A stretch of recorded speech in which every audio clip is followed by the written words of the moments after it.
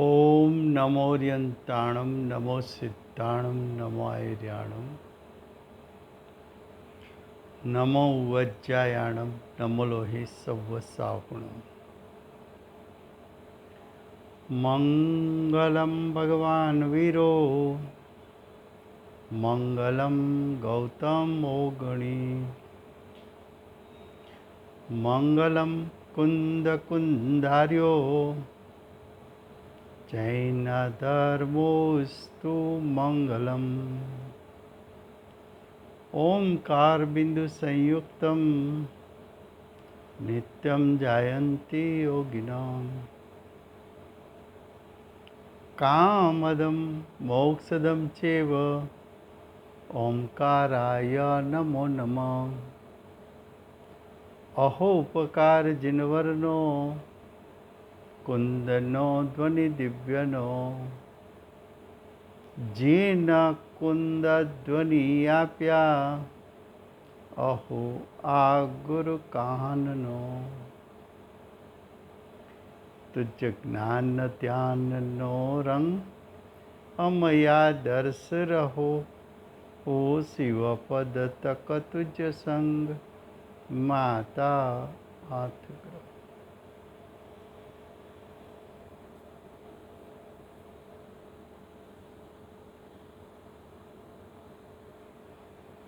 આ અષ્ટપાહુર નામનું પરમ અધ્યાત્મ શાસ્ત્ર છે. ભગવત કુંકુંદાચાર્ય દેવ પાંચમા પાહુડમાં એટલે કે ભાવ પાહુડમાં જીવના ભાવની મુખ્યતાથી વર્ણન કરે છે. એમાં ગાથા બે, બીજી ગાથામાં લિંગના બે પ્રકાર બતાવ્યા, ભાવલિંગ અને દ્રવ્યલિંગ. ભાવલિંગ જીવના પરિણામ, દ્રવ્યલિંગ પૂદગલ અજીવના પરિણામ. બીજી ગાથામાં ભાવલિંગ પરમાર્થ છે, ભાવલિંગ ઉપાદેય છે, ભાવલિંગ ગ્રહણ કરવા જેવું છે, ભાવલિંગનું ફળ મોક્ષની પ્રાપ્તિ છે. તો બીજી ગાથાનો ભાવાર્થ, ગુણ કે જે સ્વર્ગ મોક્ષનું થવું.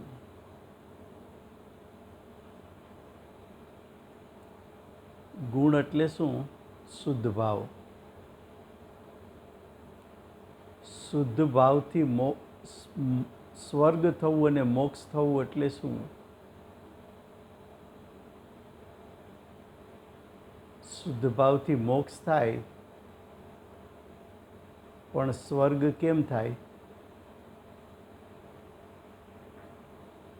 તો કેવું કહેવા માગે છે કે મુનિ બે પ્રકારના છે. એક છઠ્ઠે સાતમે ગુણસ્થાને ઝૂલ્યા કરે, શ્રેણી આરોહણ ન કરે,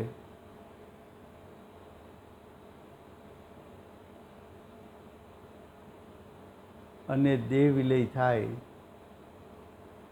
તો એવા છઠ્ઠે સાતમે ગુણસ્થાને ઝૂલતા મુનિ એને સ્વર્ગની પ્રાપ્તિ થાય.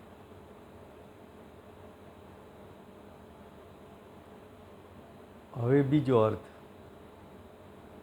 ગુણ એટલે શુદ્ધ ભાવ, કે જેનાથી મોક્ષનું થવું. તો કે જે મુનિ શ્રેણી આરોહણ કરે એટલે કે સુત્તા રૂપે પરિણમે અને શ્રેણી આરોહણ કરીને પૂર્ણતાને પામે તો એ જીવને મોક્ષની પ્રાપ્તિ થાય. તો જીવના ગુણ એટલે શુદ્ધ ભાવ, એનું ફળ સ્વર્ગ અને મોક્ષ બતાવ્યું. જીવના ભાવની મુખ્યતા છે એટલે જીવના ભાવથી સ્વર્ગ અને મોક્ષ બતાવ્યું. હવે કે છે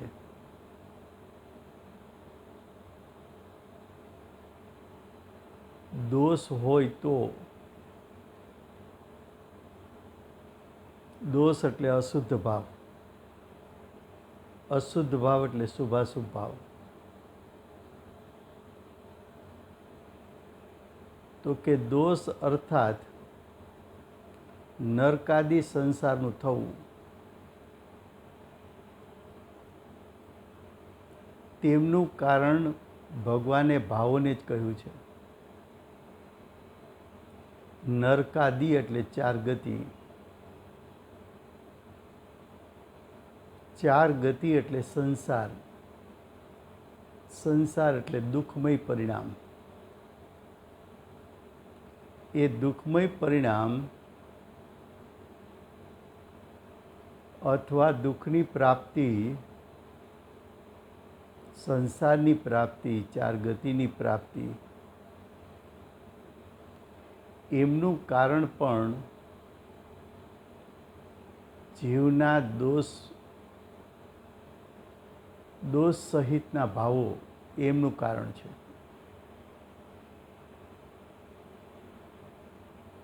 કારણ કે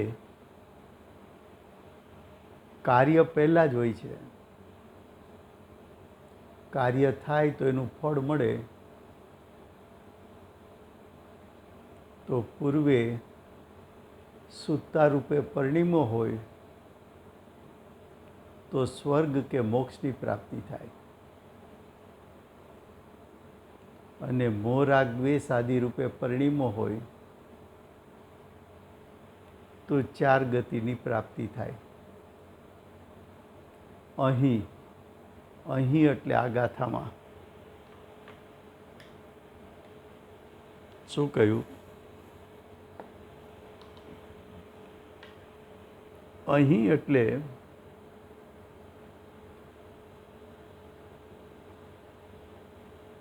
આ ગાથામાં મુનિ શ્રાવકના દ્રવ્યલિંગની પહેલા ભાવલિંગ એટલે કે સમકિત મુનિરૂપ નિર્મળ ભાવ હોય તો સાચા મુનિ કે સાચા શ્રાવક હોય છે. તેથી ભાવલિંગ જ પ્રધાન છે.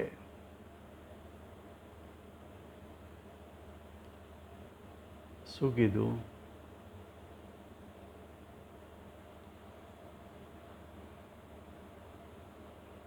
મુનિ હોય કે શ્રાવક હોય, એનું બાહ્ય લિંગ એ દ્રવ્યલિંગ કહેવાય.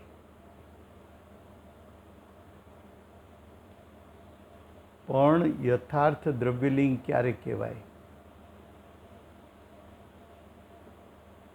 તો કે ભાવલિંગની સાથે દ્રવ્યલિંગ હોય તો યથાર્થ દ્રવ્યલિંગ કહેવાય.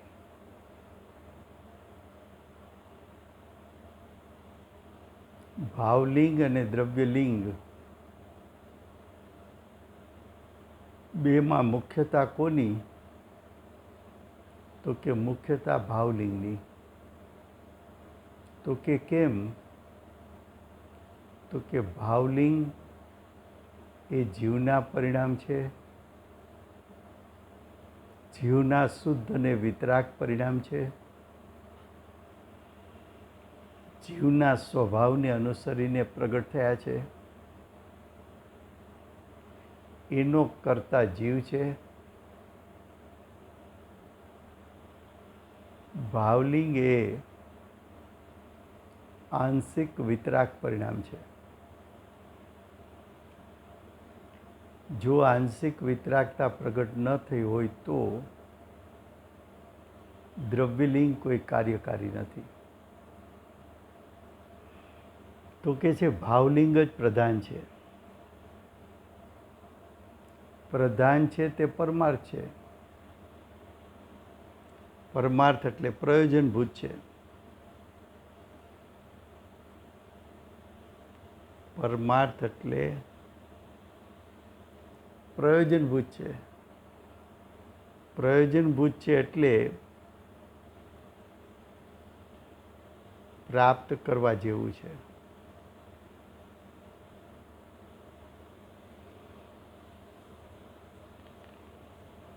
દ્રવ્યલિંગ પરમાર્થ નથી. દ્રવ્યલિંગ પ્રયોજનભૂત નથી. કેમ? તો કે દ્રવ્યલિંગ પૂતગલના પરિણામ છે.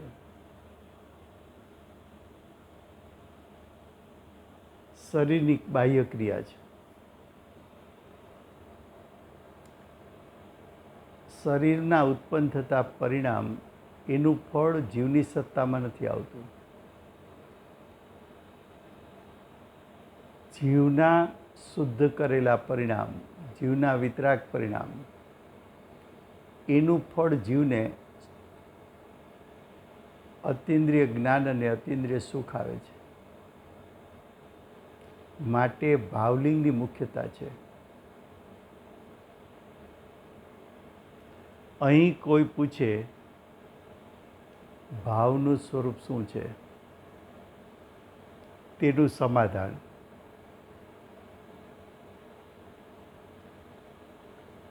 ભાવનું સ્વરૂપ તો આચાર્ય આગળ કહેશે, કારણ કે હજી તો ભાવ પાવરની શરૂઆત કરી છે. એનો વિસ્તાર તો 3 ગાથાથી 165 ગાથા થવાનો છે. તો કહે છે કે ભાવનું સ્વરૂપ તો આચાર્ય આગળ કહેશે, તેમ છતાં પણ અહીં થોડુંક કહીએ છીએ. આ લોકમાં 6 દ્રવ્ય છે. જાતિ અપેક્ષાના 6 દ્રવ્યો.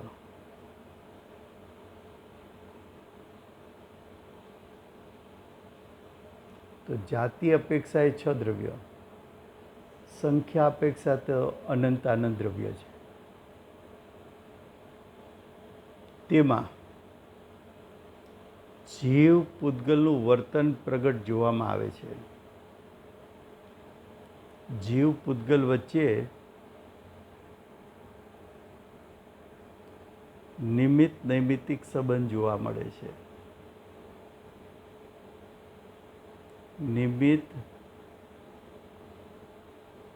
નૈમિત્તિક સંબંધ પ્રગટ જોવામાં આવે છે, એટલે અનુભવમાં આવે છે. જીવ ચેતના સ્વરૂપ છે. સ્વરૂપ એટલે સ્વસ્વભાવ. જીવ ચેતના એ જીવનો સ્વસ્વભાવ છે.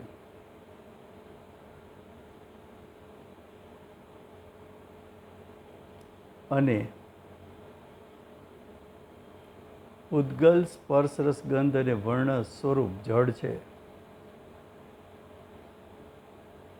શરીર છે એમાં સ્પર્શ રસ ગંધ વર્ણ છે, એ તો પૂતગલ છે. અચેતન છે, જળ છે, અજીવ છે. તેમની અવસ્થાથી અવસ્થાનાંતર રૂપ થવું એવા પરિણામને ભાવ કહે છે.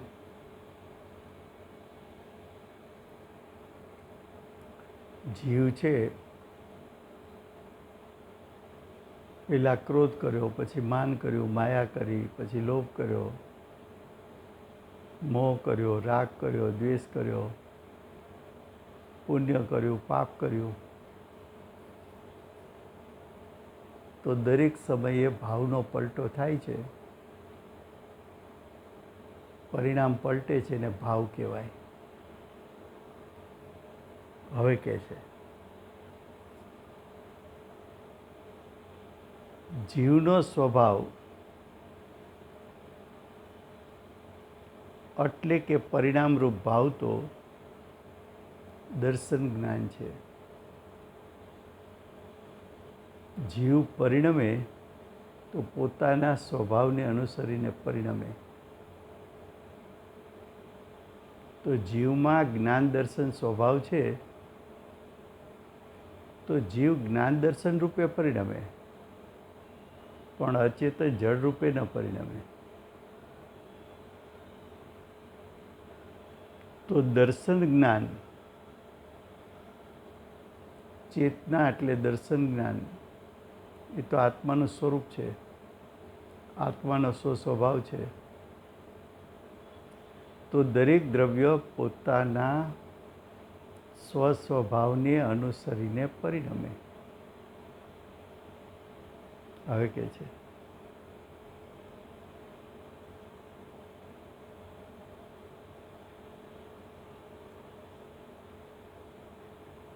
ઉદ્ગલ કર્મોના નિમિત્તથી જ્ઞાનમાં, અહીંયા જ્ઞાનનો અર્થ છે આત્મામાં, જ્ઞાનનો અર્થ છે આત્મામાં.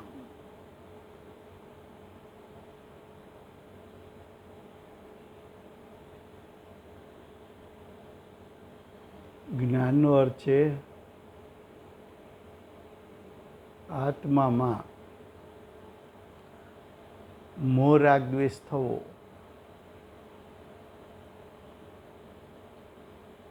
જીવમાં એવી યોગ્યતા છે કે કર્મને નિમિત્ત બનાવે તો પોતાની દશામાં મોહ રાગ દ્વેષ થાય. તે વિભાવ ભાવ છે. આ મોહ રાગ દ્વેષ છે એ જીવના સ્વભાવથી વિરુદ્ધ ભાવ છે. જીવના સ્વભાવથી વિરુદ્ધ ભાવ છે. પૂતગલનું સ્પર્શથી સ્પર્શાંતર, રસથી રસાંતર વગેરે ગુણોથી ગુણાંતર થવું તે સ્વભાવ ભાવ છે. પૂતગલ છે એનો સ્પર્શ ગુણ છે, તો શરીરનું શીત ઉષ્ણ થવું એનો સ્વભાવ છે. શરીર હલકું ભારે હોવું એનો સ્વભાવ છે.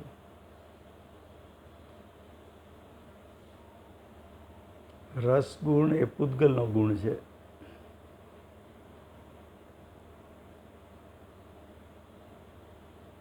કેરી ખાટી છે, કાચી કેરી ખાટી છે, પાકી થતાં મીઠી થવી, તો ખટાશમાંથી મીઠાશ થવું એ રસગુણનું સ્વાભાવિક કાર્ય છે.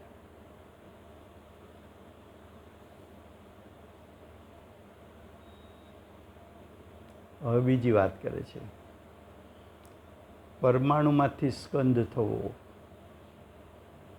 અનેક પરમાણુ ભેગા થાય અને એકબીજા સાથે જોડાય તો એને સ્કંદ કહેવાય.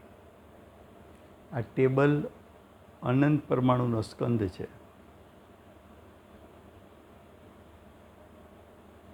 આ ગુરુદેવનો ચિત્રપટ અનંત પરમાણુઓનો સ્કંદ છે.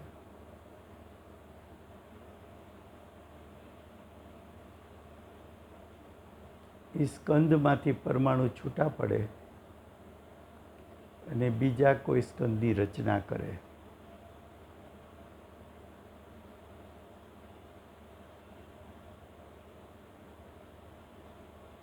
તો એ પૂતગલનું કાર્ય છે. હવે કે છે જીવના ભાવના નિમિત્તે જીવના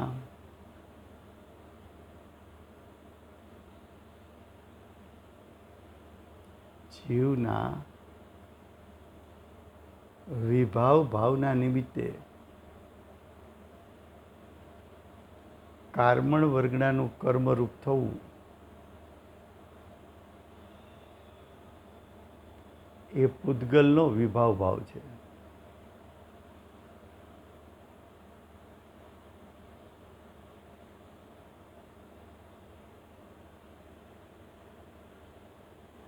તે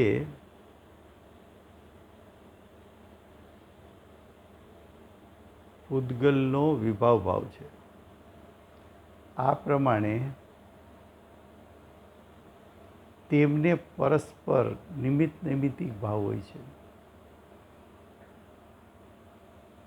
એટલે કે કર્મનો ઉદય આવવો અને જીવની દશામાં વિભાવ થવો એ કર્મના ઉદય અને વિભાવ વચ્ચે નૈમિત્તિક સંબંધ છે. જીવના વિભાવના નિમિત્તે નવું કર્મ બંધાવવું એ જીવનો વિભાવ અને નવું કર્મ એ બે વચ્ચે નૈમિત્તિક સંબંધ છે.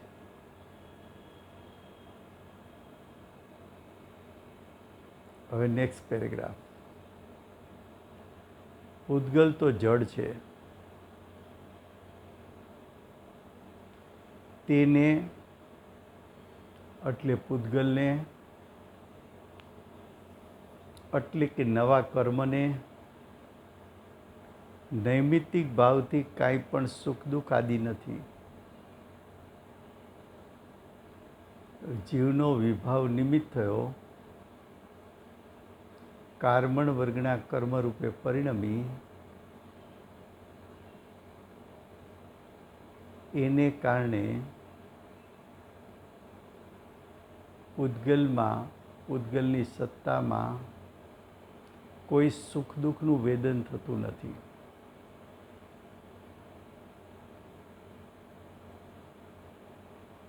હવે કે છે જીવ ચેતન છે, એટલે કે જીવ સ્વભાવથી ચૈતન્યમય છે. તેને એટલે જીવને,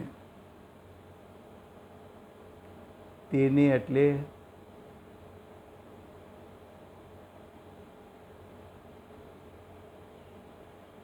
જીવને કર્મ નિમિત્તથી એટલે કર્મના ઉદયના નિમિત્તથી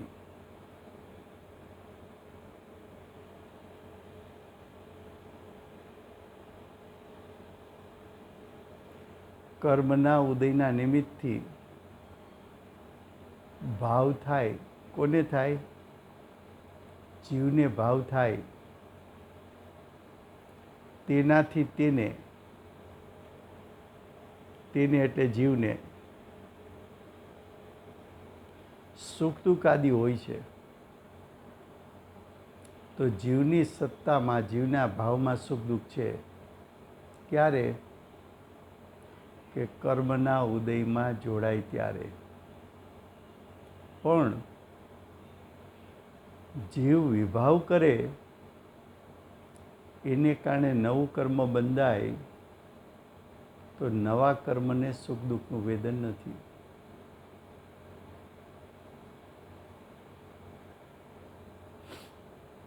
હવે કે છે તેથી જીવને સ્વભાવ ભાવરૂપ રહેવાનો, જો જીવ સ્વભાવ ભાવરૂપે રહે તો સુખી, અને નૈમિતિક ભાવરૂપે પરિણમે તો દુઃખી.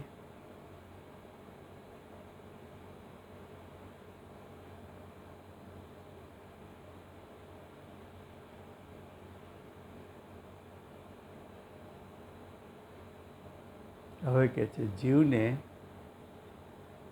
પૂતગલ કર્મના સંયોગથી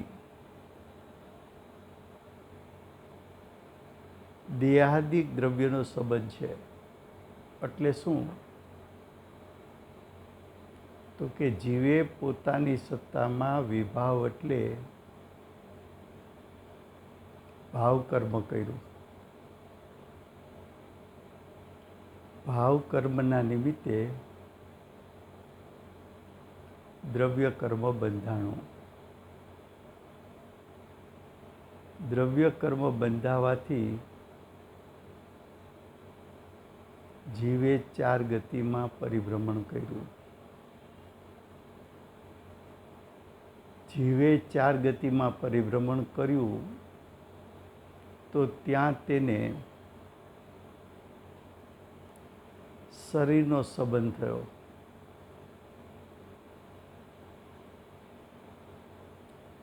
શરીર અને 5 ઇન્દ્રિયનો સંબંધ થતાં, મનનો સંબંધ થતાં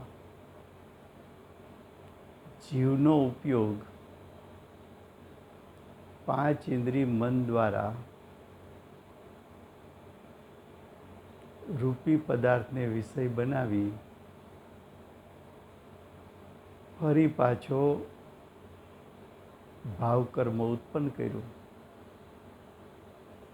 દ્રવ્ય કર્મ બંધાણા, 4 ગતિનું પરિભ્રમણ થયું, ત્યાં શરીર 5 ઇન્દ્રિય મનનો સંયોગ થયો. આવું ચક્કર ચાલુ રહ્યું.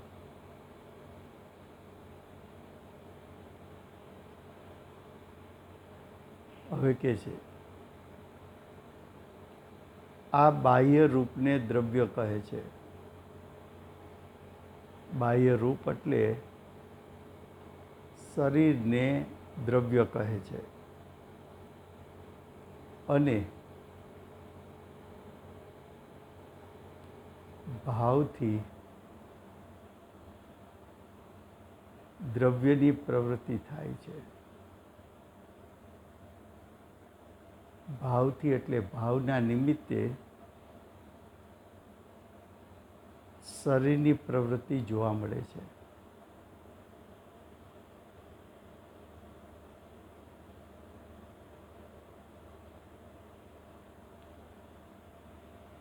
આ પ્રમાણે દ્રવ્યની પ્રવૃત્તિ થાય છે. એટલે કે આ પ્રમાણે શરીરની પ્રવૃત્તિ થાય છે. આ રીતે દ્રવ્ય ભાવનું સ્વરૂપ જાણી, એટલે દ્રવ્યલિંગ અને ભાવલિંગનું સ્વરૂપ જાણી સ્વભાવમાં પ્રવર્તે અને વિભાવમાં ન પ્રવર્તે તેને પરમાનંદ સુખ થાય છે. શું કહ્યું? સ્વભાવ ભાવ રૂપે રહેવું તો સુખનું કારણ, વિભાવ ભાવ રૂપે ન પ્રવર્તવું તો સુખનું કારણ. અને જો વિભાવ કરે એટલે કે મોહ રાગ દ્વેષની ઉત્પત્તિ કરે તેને સંસાર સંબંધી દુઃખ થાય છે. સંસાર સંબંધી એટલે 4 ગતિરૂપ દુઃખ થાય છે.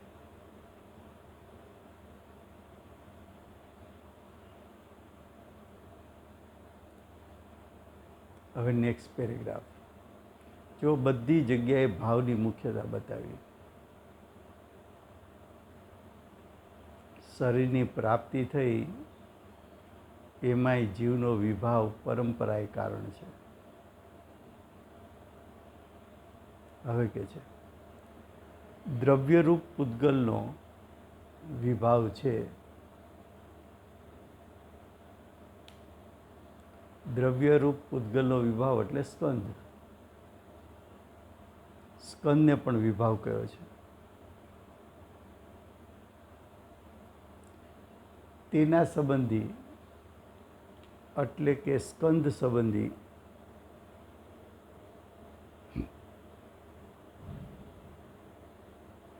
પૂતગલ સંબંધી જીવને સુખ દુઃખ હોતું નથી. પૂતગલના પરિણામ પૂતગલમાં સુખ નામનો ગુણ નથી. પૂતગલમાં જ્ઞાન દર્શન સ્વભાવ નથી. પૂતગલમાં સુખ ગુણ નથી, માટે સુખ કે દુઃખરૂપ પરિણમન નથી. સુખ અને દુઃખરૂપ પરિણમન પણ નથી અને એનામાં જ્ઞાન પણ નથી. એટલે સુખ દુઃખનું વેદન કરી શકે અથવા સુખ દુઃખને જાણી શકે એવો સ્વભાવ પણ એની પાસે નથી.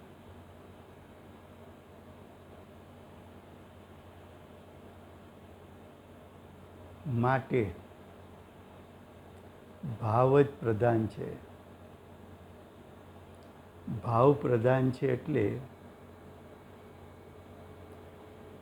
જીવના ભાવ જ પ્રધાન છે.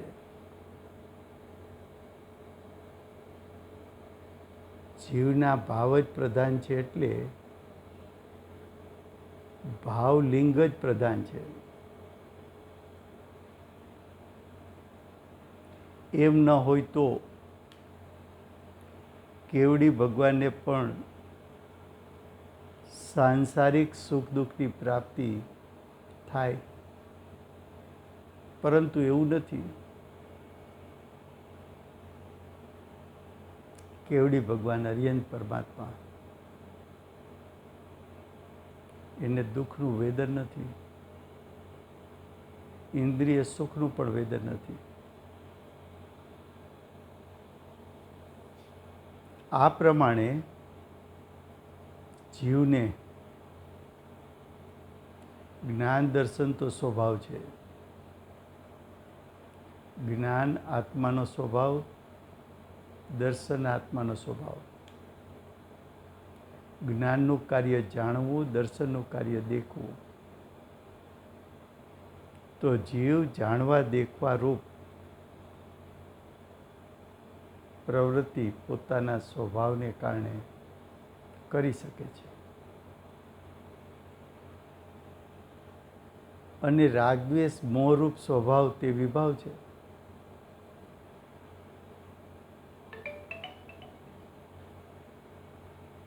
રાગદ્વેષ મોહ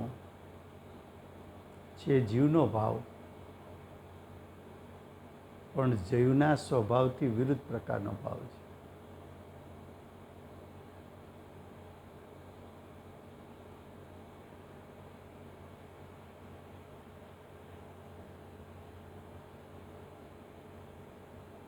હવે કે છે જીવને હિત અહિતનો ભાવ પ્રધાન છે. જીવનું હિત શેમાં, જીવનું અહિત શેમાં?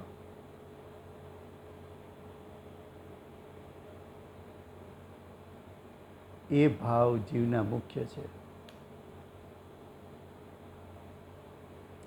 જીવ જ્ઞાયકમાં હુંપણું કરે તો હિત છે.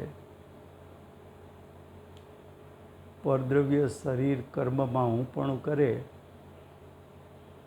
વિભાવમાં હુંપણું કરે તો અહિત છે.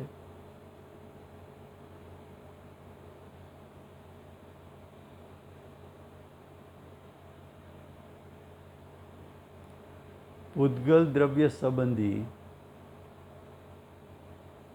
દ્રવ્ય સ્વભાવ પ્રધાન નથી.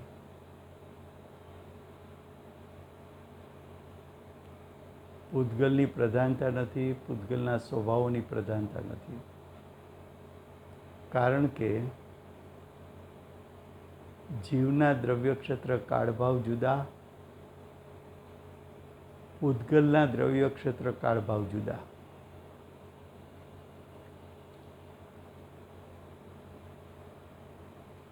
હવે કે છે આગળ, બાહ્ય દ્રવ્ય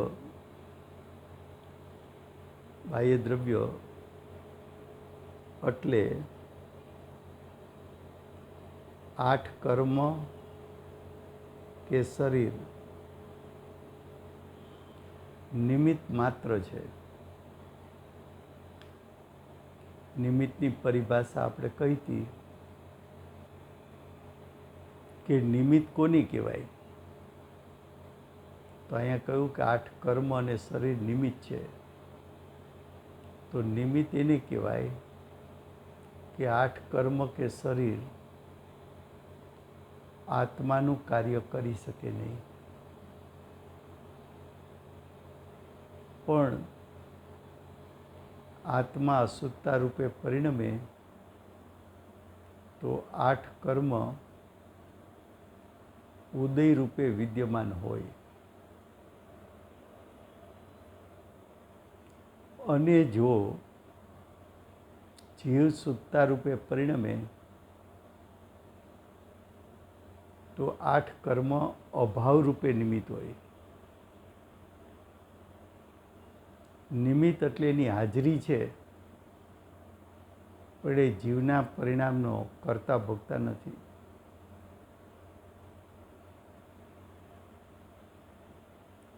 ઉપાદાન વિના નિમિત્ત કંઈ કરી શકતું નથી.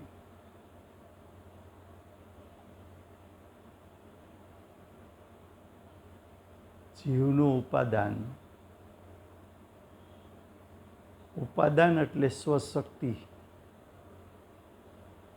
ઉપાદાન કોને કહેવાય? સ્વશક્તિ, નિજ શક્તિ. તો આત્મા પાસે પોતાનું ઉપાદાન છે, પૂતગલ પાસે પોતાનું ઉપાદાન છે. આત્મા પાસે આત્માની નિજ શક્તિ છે, સ્વશક્તિ છે. પૂતગલ પાસે પૂતગલની નિજ શક્તિ, સ્વશક્તિ છે. આત્મા પોતાની સ્વશક્તિથી કાર્ય કરે, એટલે કે પોતાના ઉપાદાનથી કાર્ય કરે. પૂતગલ પોતાના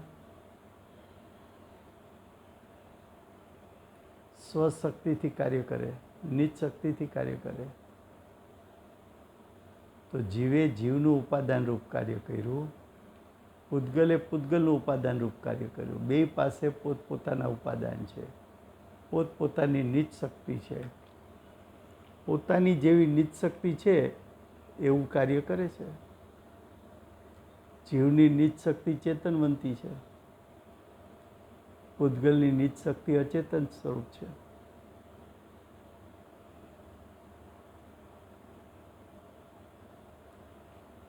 એટલે કે છે કે ઉપાદાન વિના નિમિત્ત કંઈ કરતું નથી. એટલે ઉપાદાનનું કાર્ય થાય તો નિમિત્ત ઉપર આરોપ આવે. આ તો સામાન્ય રૂપે સ્વભાવનું સ્વરૂપ છે. આવું જ વસ્તુ સ્વરૂપ છે. આ વસ્તુ સ્વરૂપ કોઈએ બનાવ્યું નથી. એનો કરતા હર્તા કોઈ ભગવાન નથી.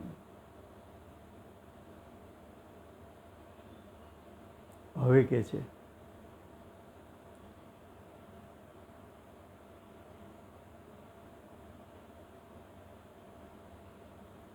તેના જ વિશેષ સમ્યક દર્શન જ્ઞાન ચારિત્ર જીવનો સ્વભાવ ભાવ છે. કોની સત્તામાં સમ્યક દર્શન જ્ઞાન ચારિત્ર પ્રગટે? તો કે જીવની સત્તામાં. કેમ? તો કે સમ્યક દર્શન જ્ઞાન ચારિત્ર રૂપે પરિણમવું એ જીવનું સ્વભાવરૂપ કાર્ય છે. તેમાં સમ્યક દર્શન જ્ઞાનની પ્રધાનતા છે. તેના વિના એટલે સમ્યક દર્શન જ્ઞાન ચારિત્ર વિના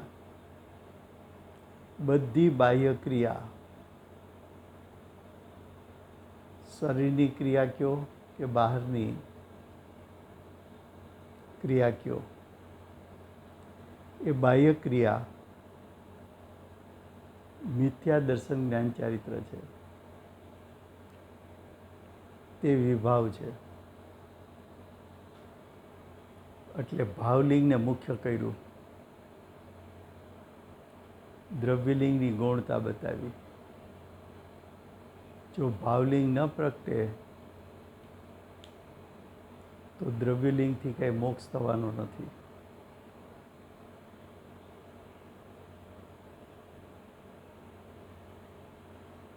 તો મિથ્યા દર્શન જ્ઞાન ચારિત્ર છે તે વિભાવ છે, સંસારનું કારણ છે. આ પ્રમાણે જાણવું જોઈએ. તો અહીંયા બીજી ગાથા પૂર્ણ થઈ. હવે ભાવ પાહુડ ત્રીજી ગાથા. હવે કહે છે કે બાહ્ય દ્રવ્ય નિમિત્ત માત્ર છે, તેનો અભાવ જીવના ભાવની વિશુદ્ધતાનું નિમિત્ત જાણી બાહ્ય દ્રવ્યનો ત્યાગ કરે છે.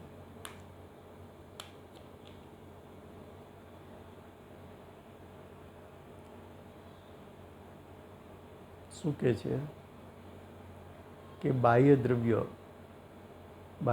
એટલે 10 પ્રકારના પરિગ્રહ. એ 10 પ્રકારના પરિગ્રહ જ્ઞાનીને પણ રાગ દ્વેષ ઉત્પન્ન કરવામાં નિમિત્ત થાય છે. તેનો અભાવ,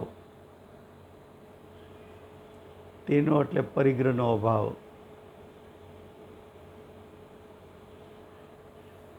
જીવના ભાવની વિસત્તાનું નિમિત્ત જાણી બાહ્ય દ્રવ્યનો ત્યાગ કરે છે. શું કહેવા માગે છે? તો કે સિમ્પલ વાત એટલી બતાવવા માગે છે કે બાહ્યમાં જેટલો પરિગ્રહ એટલા એ સંબંધી વિકલ્પ ઉત્પન્ન થાય.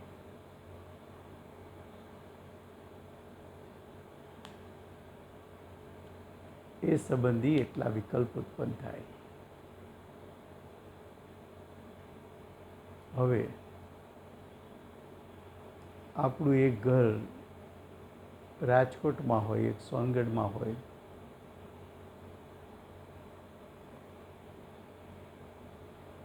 એક બોમ્બેમાં હોય, એક અમદાવાદમાં હોય, તો એ ઘર સંબંધીના વિકલ્પો થાય કે ન થાય?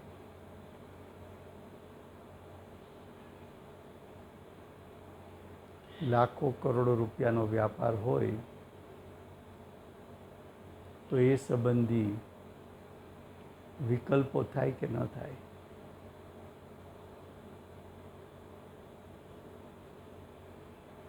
તો કે બાહ્ય પરિગ્રહનો શા માટે ત્યાગ કરવો? તો કે બાહ્ય પરિગ્રહ તો છૂટા જ છે. પુણ્ય પૂરા થશે તો ચાલ્યા જશે, અથવા તારું આયુષ પૂર્ણ થશે તો પરિગ્રહ અહીંયા રહેશે અને તું ચાલ્યો જઈશ. તો 10 પ્રકારનો પરિગ્રહ છે તો છૂટો જ, જુદો જ છે, પણ એના પ્રત્યે જ્યાં સુધી પરિગ્રહ છે ત્યાં સુધી એના પ્રત્યે મોહ રાગ દ્વેષ થયા કરે છે. તો કે જે મોહ રાગ દ્વેષના નિમિત્તો છે એને ત્યાગી દે. કારણ કે મોહ રાગ દ્વેષ એ તારી શુદ્ધતાના ઘાતક છે, અને શુદ્ધતાનો જ્યાં સુધી ઘાત થશે ત્યાં સુધી તું પરિપૂર્ણ શુદ્ધ થઈ નહીં શકે. તો બાહ્ય પરિગ્રહનો ત્યાગ કર્યો એના ઉપર વજન નથી. એના નિમિત્તે જીવની સત્તામાં ઉત્પન્ન થતા મોહ રાગ દ્વેષ અને એ મોહ રાગ દ્વેષ સુક્તાના ઘાતક છે. માટે તને પરિગ્રહના ત્યાગનો ઉપદેશ જ્ઞાનીઓએ આપ્યો. જો ગાથા ત્રીજી.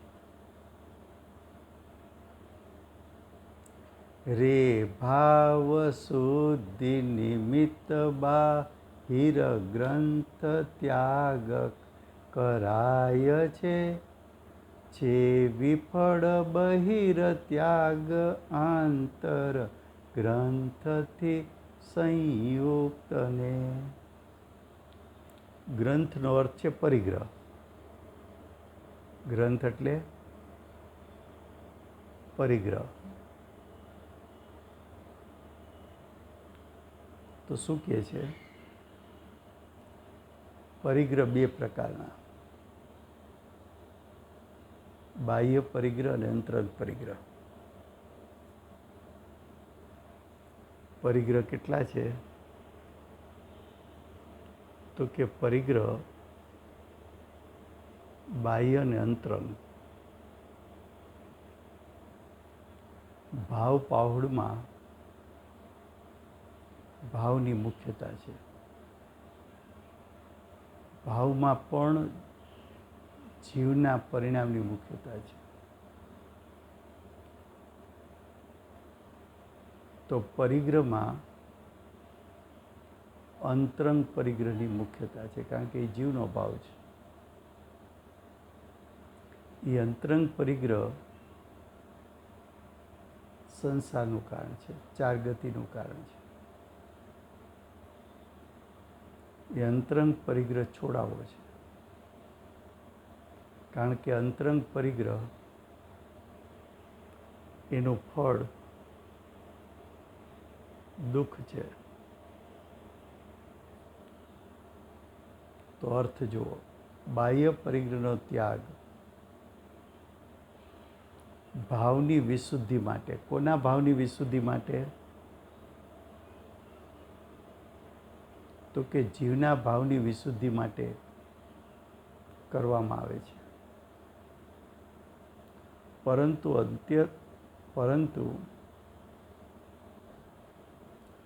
અભ્યંતર પરિગ્રહ રાગાદિક છે તે હોતા બાહ્ય પરિગ્રહનો ત્યાગ નિષ્ફળ છે.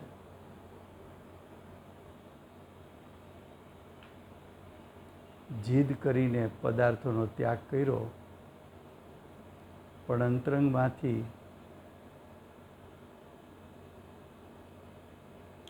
એ ભાવ છૂટ્યો નહીં,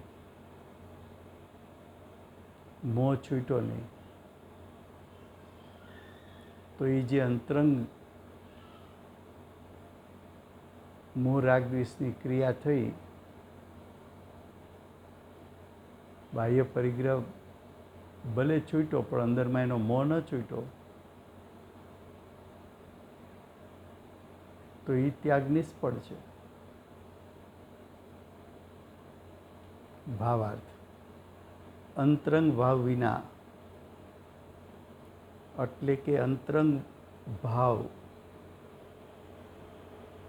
ના ત્યાગ વિના બાહ્ય ત્યાગ આદિકની પ્રવૃત્તિ નિષ્ફળ છે.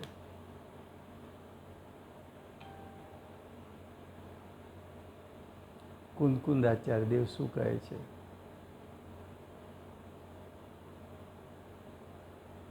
કે અજ્ઞાની બહારના ત્યાગને ત્યાગ માને છે, પણ બહારનો પદાર્થ તારો ક્યાં છે? તો અચેતન જડ પૂતગલનો છે.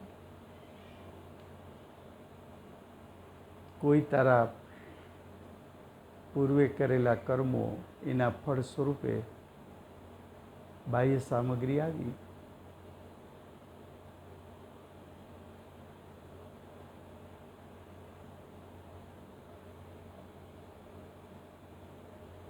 હવે કહે છે,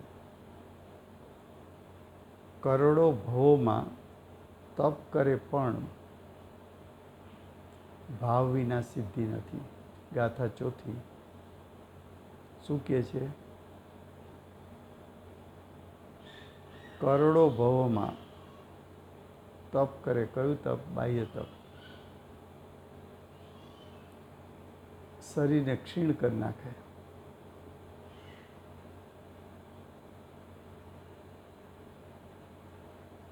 તો એ શરીર ગમે તેવું ક્ષીણ કરી નાખે.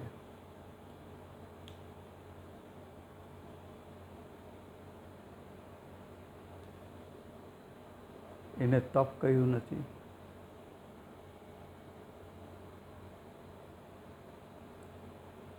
તપ તો જીવના પરિણામ છે, જીવના ભાવની વિશુદ્ધિ છે.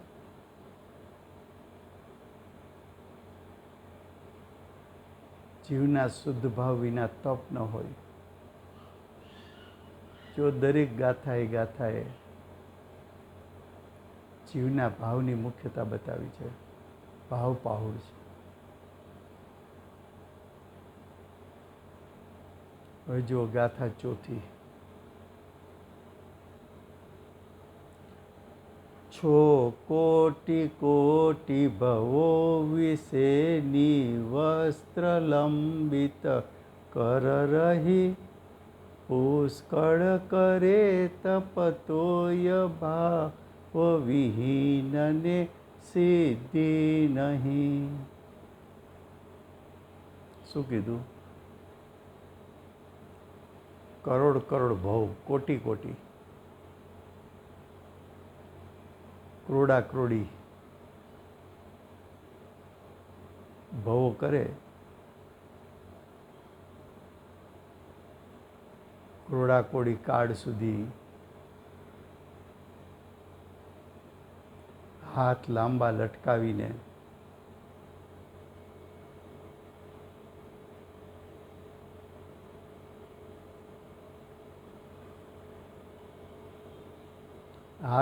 લટકાવીને ઊભો રહીએ.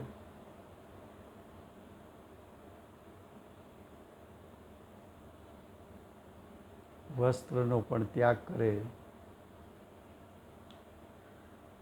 શરીરને પણ ક્ષીણ કરી નાખે. કોઈ એક પગે ઊભા રહે કે બે પગે ઊભા રહે, ખડગાસનમાં હાથ લાંબા કરીને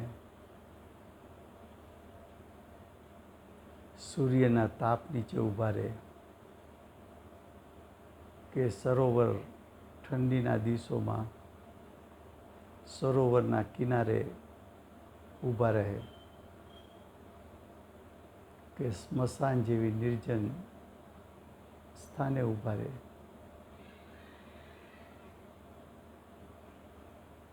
વર્ષોના વર્ષો સુધી તપ કરે, વસ્ત્ર પાત્રનો ત્યાગ કરે,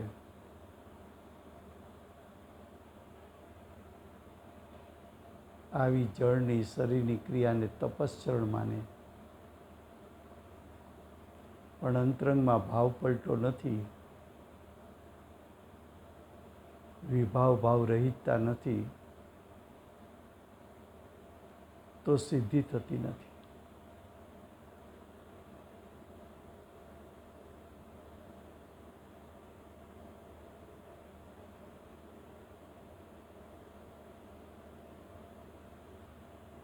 હવે ભાવાર્થ.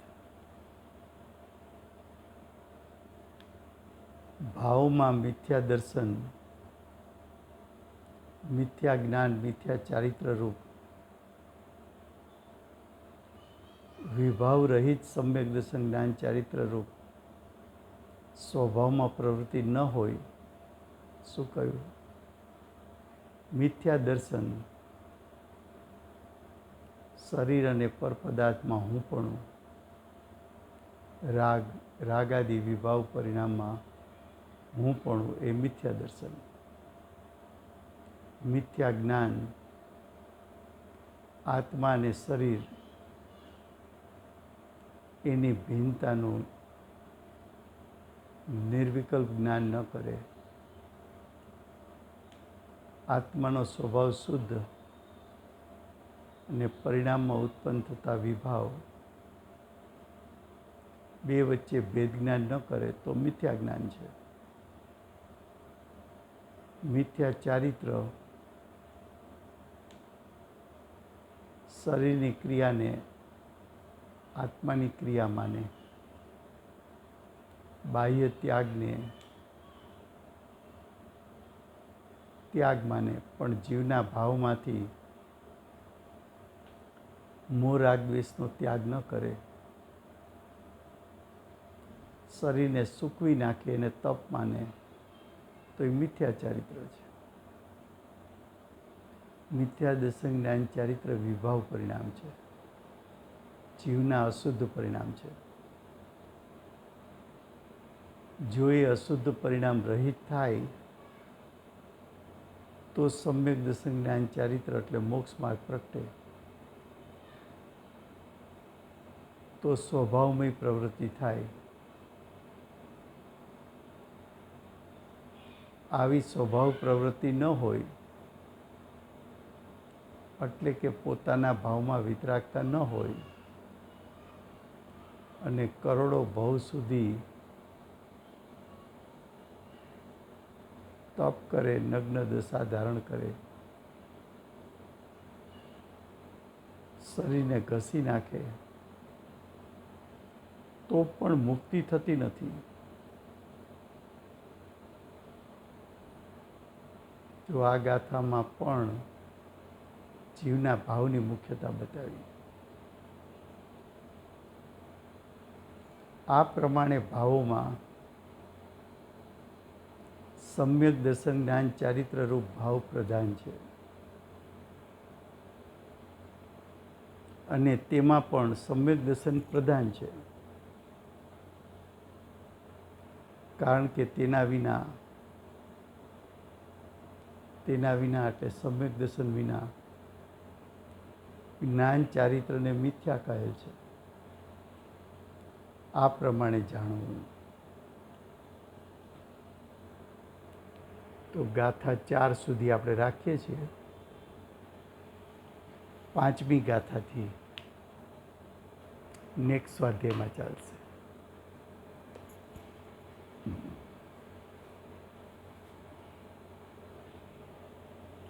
અનંત અનંત ઉપકારી